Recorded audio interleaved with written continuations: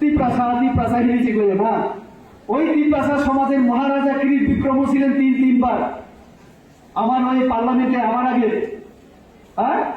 MP ছিলেন, কংগ্রেসের MP. আমি কংগ্রেসের এমপি হিসেবে ওনার সমালোচনা করছি। আবার কেউ যেন না মনে করেন যে ত্রিপুরা শুধু রয়্যাল ফ্যামিলিকে টার্গেট করে। আমি কংগ্রেস নেতার সমালোচনা করছি এখন, কিরিট বিক্রম কিশোর যিনি এমপি ছিলেন।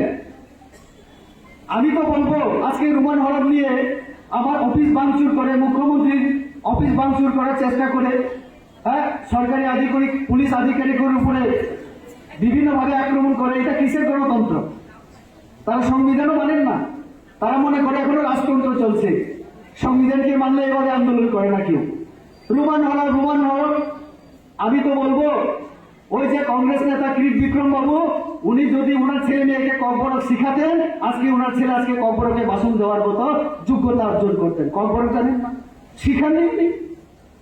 আবার রুমান হরফ রেবতী ত্রিপুরা পার্লামেন্টে দাঁড়িয়ে কর্পোরেটের জন্য কথা বলেছে। এটাও আমি আপনাদের বলে রাখি। সিবিএসই স্কুলে কর্পোরেট পড়ানো হতো না। আমি দেখলাম যে আমার রাজ্য সরকারের সিদ্ধান্ত আছে আমার স্কুলগুলিতে কর্পোরেট পঠন পাঠনের ব্যবস্থা করা।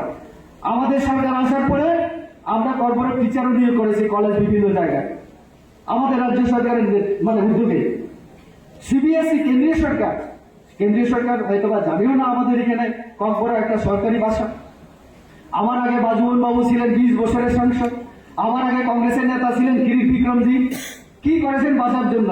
নিজের ছেলে মেয়েকেও তো শিখাননি।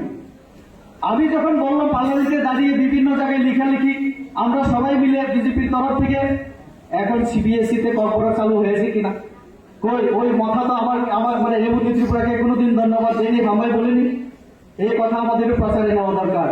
আমাদের বিজেপিরা কিন্তু এই সব জায়গায় আমরা চিন্তা করি না। তারা ওই রুমান হরফ আর কর্পোরেট নিয়ে ভাঙচুর করে, আর আপনারা কেন চুপচাপ বসে থাকবেন?